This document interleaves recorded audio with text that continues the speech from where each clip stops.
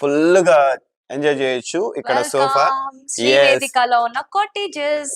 Yes అంటే wow, ఇది dining table.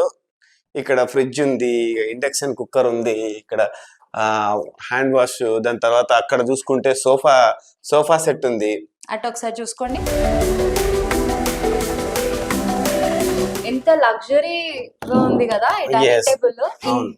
Sitting కూడా చాలా మెత్తగా చాలా బాగుంది. అంటే ఒక ఫ్యామిలీ అంతా కంప్లీట్ గా ఇక్కడ డైనింగ్ టేబుల్, ఫుడ్ మంచిగా తినొచ్చు.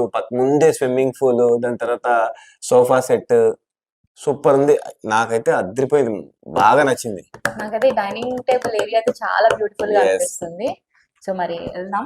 సో మనము ఫుడ్ వండుకోవాలనుకుంటాం కదా, ఇక్కడ హ్యాపీగా మనము ఇంట్లో ఉన్నట్టుగానే కిచెన్ ఉంది, ఇక్కడ హ్యాండ్ వాష్ కూడా ఉంది, ఫ్రిడ్జ్ కూడా ఉంది.